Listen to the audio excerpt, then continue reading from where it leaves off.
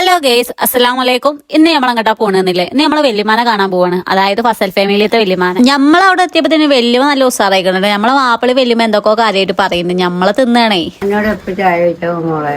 നോക്ക് നേരം വേണ്ട. അവിടെ തളക്കിട്ടുണ്ടാക്കിയത്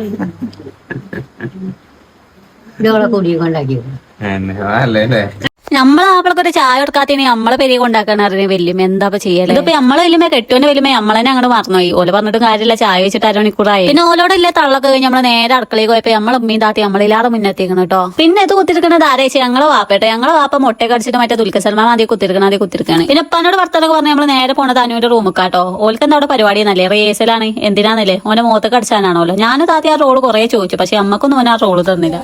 ഓനെ പറഞ്ഞിട്ട് കാര്യമൊന്നുമില്ല, ഓന്റെ തുള്ളിയിൽ പല്ലുവാണെന്ന് ഓനുണ്ടാവില്ല നിർബന്ധമൊക്കെ. അതൊക്കെ കഴിഞ്ഞ് പുറത്തൊക്കെ നോക്കിയപ്പോൾ മറ്റൊന്ന് മിന്നൽ മുരളിന്റെ അതേ മിന്നലടിപ്പിച്ച് നടക്കുന്ന കുട്ടികളെ എന്താ ചെയ്യാ. ഇനി ഓന് കണ്ടാ പറയാ ഞങ്ങൾക്ക് ഉണ്ടാക്കുക ഒരു വയസ്സാണ്. നമ്മളെ കല്യാണം കഴിഞ്ഞ ഒരു കുട്ടിയുണ്ട്. ഇപ്പൊ ഓന്റെ പരിപാടിയൊക്കെ എന്റെ കുട്ടീനെ ഷോക്ക് അടുപ്പിച്ച് പിന്നാലെ വല്യമ്മ ആശുപത്രിയിൽ നിന്നുകൊണ്ട് തന്നെ വല്യമാനെ കാണാൻ തലങ്ങും വിലങ്ങും കുടുംബക്കാരെ കേട്ടോ. അങ്ങനെ എല്ലാവരും കുത്തിന്ന് കുറച്ചായിട്ടൊക്കെ വർത്താനം വന്ന് നമ്മള് ചായയൊക്കെ കുടിച്ച് അവിടുന്ന് പോയി. അപ്പൊ ഓക്കെ ബൈ.